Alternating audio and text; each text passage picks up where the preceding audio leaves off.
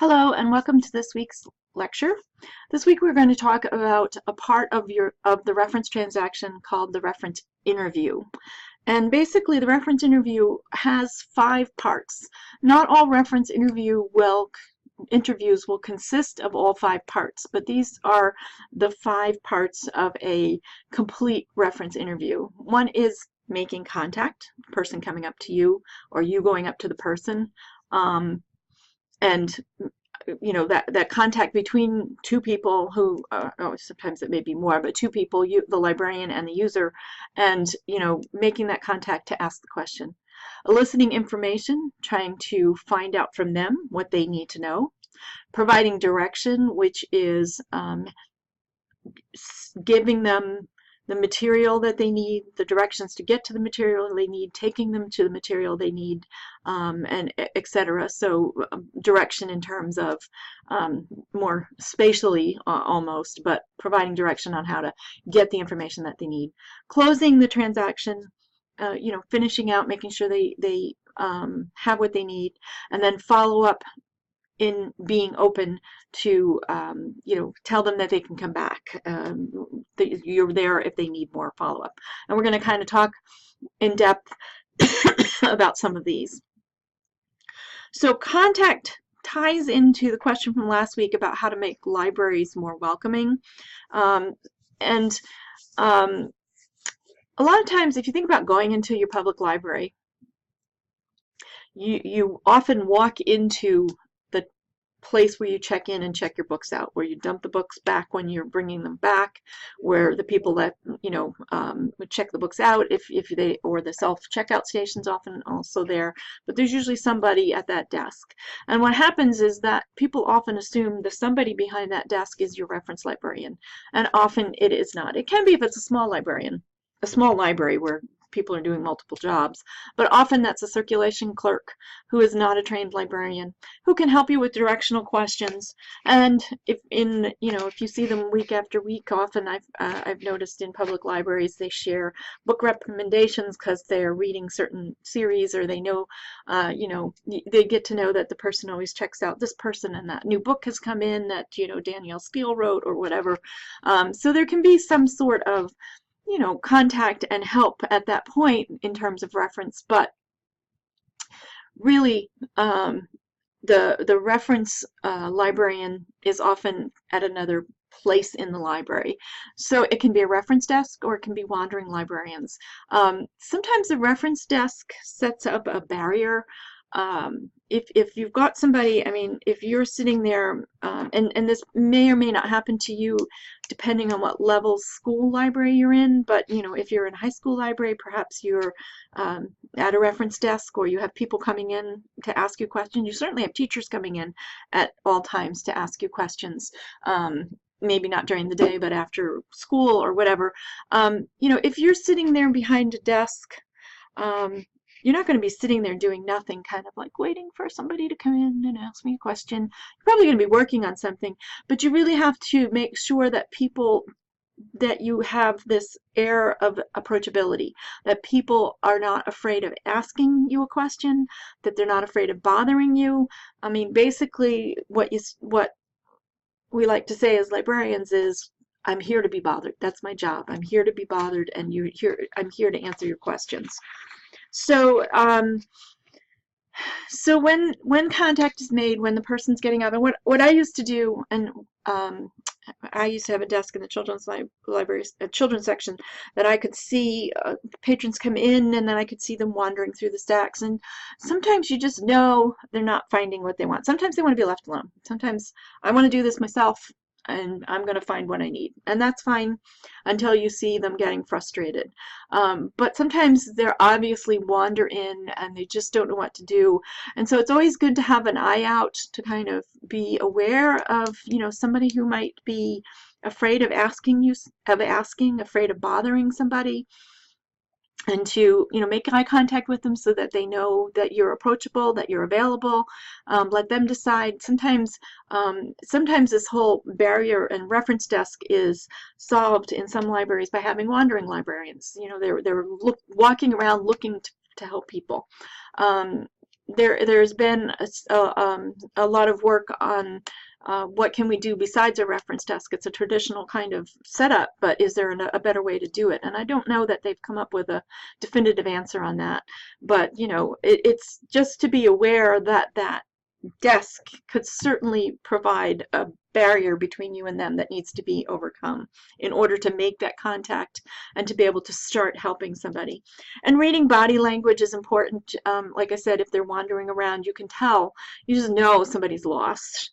So it doesn't hurt to go up to someone who's looking confused, and just strike up a conversation, ask what they're looking for.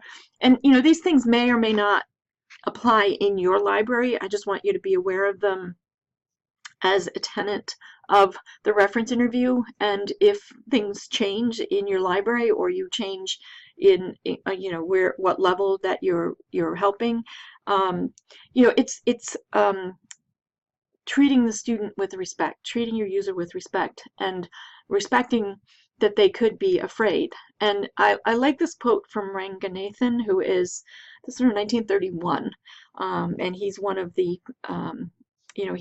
these 5 laws of library science are still used. I think we discussed them in Foundations, but he said that if you want to be a reference librarian, or if you are a reference librarian, I think I could phrase it, which every school librarian hopefully is also a reference librarian, in that you're helping people out with their information needs. You must learn to not only overcome your own shyness, if you have that, but also the shyness of others. So you need to understand that, think of when you go into the library, I'm sure you've had the feeling of, I don't want to bother them. I'm afraid to go up and ask. I know actually after I started library school, it got worse, because I'm supposed to be a librarian and I'm supposed to be able to figure this out. But you can't always figure it out. It's good to go up and ask people things, because they know their library better than a user, hopefully, and they may be able to lead you in new directions that you wouldn't have thought of before, if they're a good reference librarian. So next, we need to find out what it is they want to know. You've made contact with this person. They have an information need. So what is that question? And they might not know themselves. So, they come in and they're not quite sure. They know they need to do something, but they may not be able to articulate it, or they may not even be able to narrow it down in their own head. And this can be especially important, as we'll look at later in the semester, when thinking about research papers, and where you need to research something, but you're not quite sure what it is. So so first thing to do is to determine the type of question. Of course, one of the most frequent questions, besides directional questions, where is where is the latest bestseller book? Where is Super Diaper Baby, or Rick Riordan, and those kind of questions. Where's, I need a pencil, where's the sharpener, is an imposed query, especially in school libraries. And an imposed query is the student seeking help to find information on a question or research question or need that the teacher has imposed. So this is not their question to begin with. It's something that the teacher has imposed on them, has asked them to do. So that adds a layer of difficulty in them understanding them getting the question. I used the example, I think, last week of the EC-NEC, and that was an imposed query. It was not something that that particular person that came into me and was asking about that wanted to know necessarily. She had to know it for an assignment, and that added to the difficulty of me helping her, because she wasn't even able to clarify her own needs due to the lack of interest, probably the lack of the sheets for that, with the direction assignments, and even not even knowing what she was talking about, knowing much about what it was. So this imposed query is important. We used to get kind of a additional layer to that, in that we used to get parents coming in asking for information on a assignment that their son or daughter had, their child had. Not want to limit it to binary, but that their child had that was imposed by the teacher. So not only do you have, you have multiple layers of the question is going through, which presents challenges. So how do we negotiate this? How do we get to the need? You need to ask both closed, neutral, and open-ended questions. You need to listen very carefully. Open-ended questions are the best type of questions because you're asking them to add additional information. A closed question is yes or no, but you may need to ask questions like closed questions such as, is this for an assignment? Yes or no. That can certainly open up. You don't know if it's an imposed query when a student walks into your library. Maybe they really do want to know about EC because they've seen something, they could have grandparents that were involved with it, or, maybe it's an imposed query due to a research project. So you have to, those kind of closed questions, which you'll read more about in your reading, are part of the questioning strategy. But if you're hitting roadblocks, open-ended questions, give me some more information, tell me more about what you're thinking about, inviting them to talk to you and listening very carefully. And part of listening is rephrasing questions. This is something that is a listening technique, not just in reference questions. It's an important listening technique all over. Rephrasing. So what I think you're saying to me is, so you want information on where Lincoln was born. Or you want a biography on Lincoln because you're doing research for a paper about his life. So, rephrasing the question also helps the student think about, wait a minute, no, that doesn't sound right, or yeah, that's exactly what I want. So rephrasing, restating the question can really help clarify this kind of ephemeral question that's a need. We call it a need, what the information need is by the user, and the user is whoever is in your library. These are library terms that you'll see again later in the semester. So you may need to come back and redo these steps even after doing some searching. So when you're helping them find sources, you might need to continue to clarify the question. You find a source and ask them, is this what you were looking for? And give them time to look at it, or say, this is a book about X. Is this what you were looking for? And that may lead to, oh, no, but I didn't want that. So it's an iterative process that can go on even maybe over multiple sessions. They come in, they get something, they go back and they read it, and they say, no, this isn't working. I come back. And when we go back to the follow-up, that's why you need to leave an opening for them to come back. Now, this sounds like a lot of time, and a lot of you don't have your students for a lot of time, but what I'm describing is an ideal situation, and what you should strive to do in your helping students with reference questions. Sometimes you may need to be answering multiple questions at a time, and you need to do these in short pieces as you're helping different people. Sometimes the question doesn't take all of these steps. It's a very clear question. It's one of those ready reference questions. I need to know how tall the Eiffel Tower is, and you can say, okay, there's a encyclopedia over there. There's the website with the encyclopedia. You can find it there. Sometimes it may be two-step questions. So these things are not something that you go through with every single reference question, but it's the overall strategy that you need to be thinking about when you're doing reference interviews.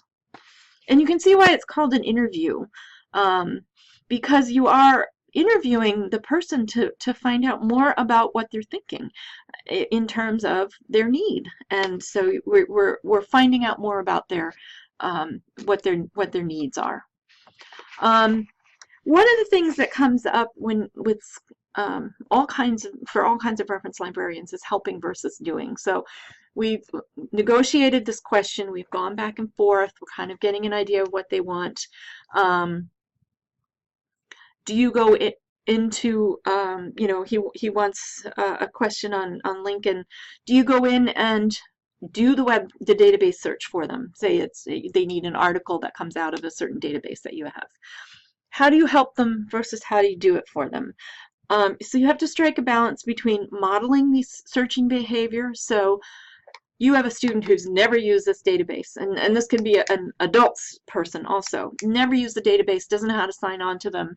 You're not doing it for them if you're modeling the behavior and going through the steps, helping them, or providing them a place where the instructions are. If you have a very clear set of instructions on your website and you don't have time to sit down with them and walk them through the instructions, you've done it before and you've given them a PowerPoint, then, you know, helping them is directing them back to that. You don't want to complete the research for the student, obviously. You know, I want 5 books on Lincoln and 6 articles. Okay, no, that's not what we're going to do here. We're going to help you discover what parts of Lincoln that you're researching and find out where we can find that material that you need. The more practice you have using databases, of course, it'll be easier to model searching for your students. And hopefully, if you have some information literacy instruction where you're showing them how to do research, showing them how to do databases, they won't all be brand new, but there may be something special about a database that they haven't, that isn't included in the general directions that you may have to help them and then let them do themselves. Sometimes the way that desks are set up, it can be a problem in helping versus doing. Often the old setup for a desk with an internet, a reference desk where you had the internet, was one screen facing the reference librarian, and so the reference librarian, you'd ask a question and the reference librarian would type in the information and say, okay, this is what you need, and send you on your way to go find it. And this can be problematic, especially if you're trying to teach students information literacy, in that they're not learning anything by you looking it up and doing it. So some of the things that can help are a lot of academic libraries I've seen recently have dual screens where one screen faces out on the other side of the desk and one screen faces the librarian. You're both looking at the same thing at the same time, and the librarian can be talking you through what needs to be done, showing you what needs to be done. Another way is getting up and we used to have stand-up terminals in our library. So we'd get out from behind our desk and stand at the terminal next to the person doing the searching so that you can either show them, demonstrate, and then let them take over and help them through that way. So those are things that that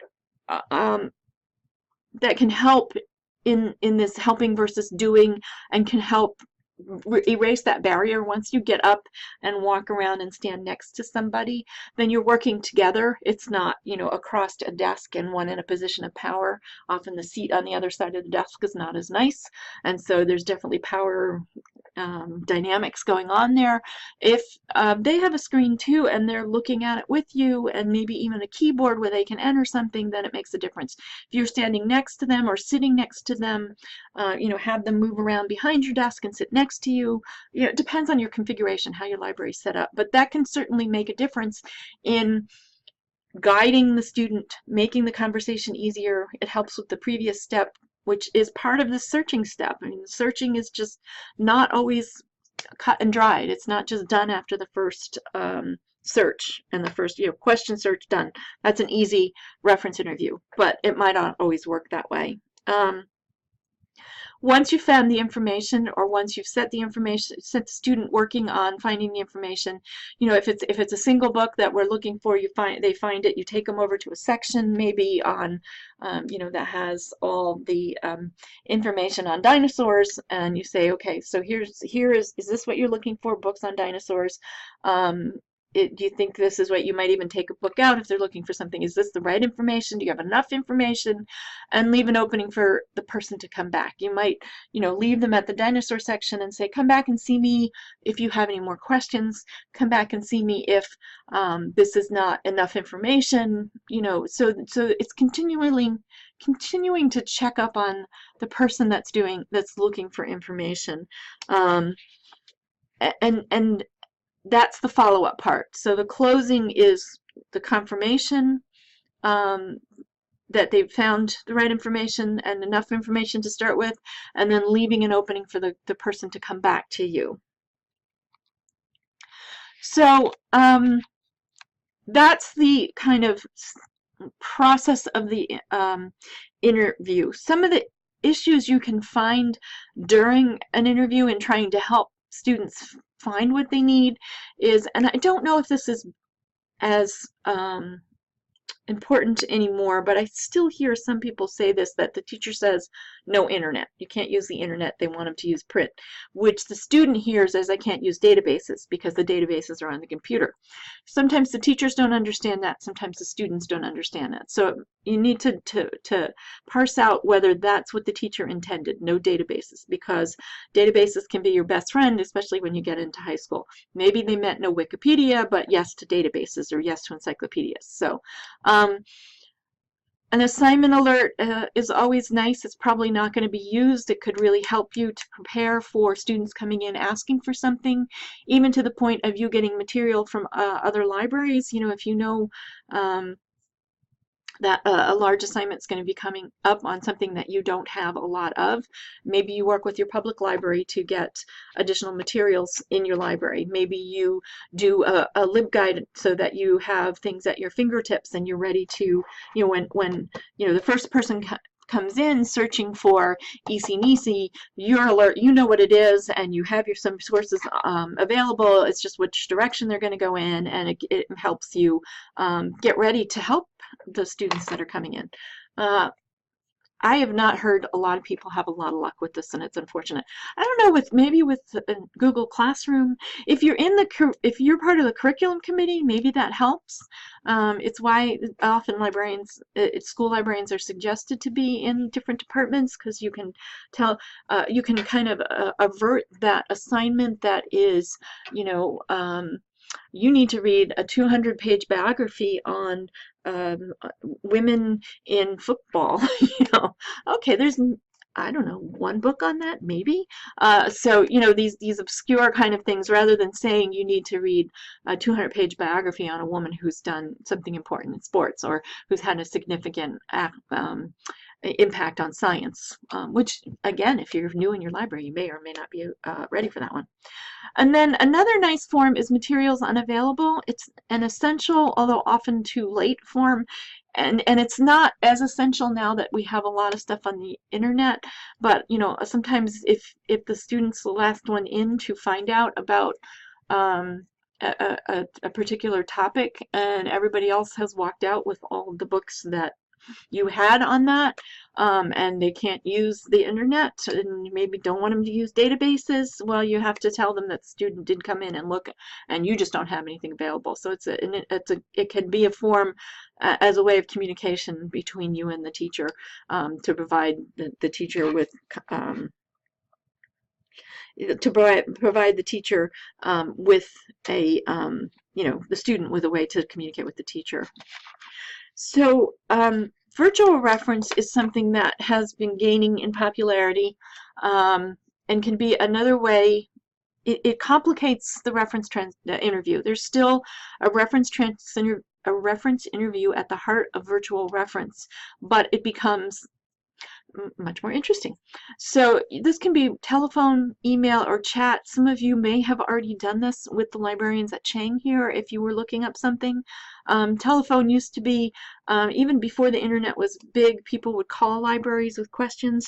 I think of even the movie Desk Set. I think I had a picture from that movie on a slide last week or the week before, and she gets she's a corporate librarian, actually, and she gets a telephone call at Christmas time asking for the names of the reindeer, and she rattles them off. So telephone is virtual reference, but it's not something new. It can be still done, and perhaps people expect more and different information now than they did in the past. One of the things that we always felt was the person sitting in front of you was more needed your attention first before the person on the telephone or on email or on chat, because they are in front of you. And it's just like when you go into a store, you don't want the person ignoring you to help some customer that's on the phone. So I have heard some interesting reports in academic libraries that kind of tie back to our idea of shyness and barriers, not wanting to disturb librarians, barriers between librarians and patrons, that students prefer chat even if they're sitting in the library. So they may use it sort of as an icebreaker where they're chatting a question, and then once you've established a relationship, they're willing to come up to you in person. I could see this perhaps happening in a high school library. But it would be interesting if it was a way to get people to break that barrier and to overcome, like, this is you overcoming their shyness by offering you this kind of information. I think virtual reference could be a little more difficult to implement in school libraries, but basic email queries might give students and teachers another avenue to reach you, especially teachers. Email me if you've got something coming up in the next week. Or email me if you need material for your class, etc. But the same questions need to be completed no matter what. Now, there are problems within virtual reference, a lack of cues. Certainly, it's much harder by phone, by chat. Although chat with emojis, I think, and even email, emojis, I think, have an interesting they're just interesting in what they're doing to the way people are conversing with each other when you can't express sarcasm, or you can't express humor, or take the abruptness out of something you want to say quickly. That little smiley face, I find myself using it more and more. But it could be the lack of cues could certainly cause problems, especially if you're not comfortable using chat on your end and the students are. And of course, technological issues are always fun. Chat's not down, email doesn't come in, etc., which can happen with anything that you try to do. Some advantages: you could extend your library hours that way, and again, overcoming barriers for students using it.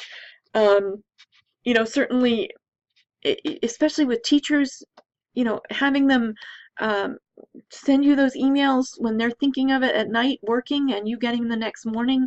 Much rather that than have them never come in and ask you a question, or have them not not let you know when an assignment's coming up, or if they're working on curriculum materials and need questions. Certainly,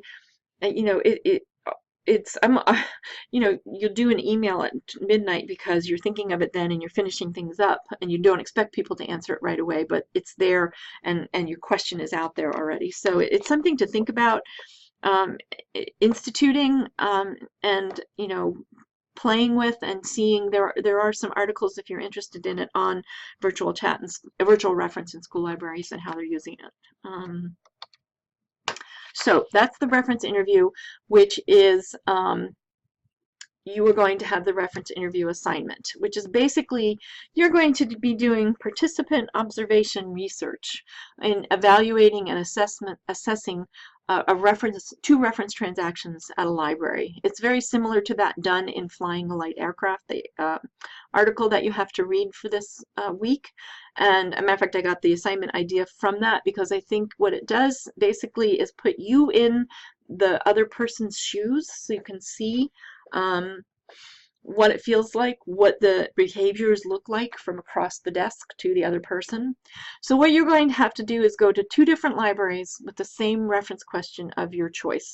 You will need to develop a reference question and get it approved by me, because we want something that's not just a ready reference type question. You want something that that's going to have the you want to, I don't want to say force, but you want to provide the opportunity for the other librarian to engage with you in a reference interview.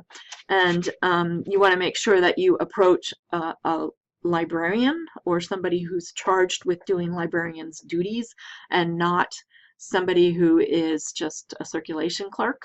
And then you're going to report on the results in this in your paper, and identifying the libraries only by type, academic, public. It's harder in a school library to do this because you know, you could maybe do it with your school librarian if you're not in the if you're not the school librarian already, or do it in another school library, but it's probably easier done in an academic library or a public library. I've had people go to 2 different public libraries that are close to them. A lot of people feel bad not telling the librarian that they're doing this as an assignment.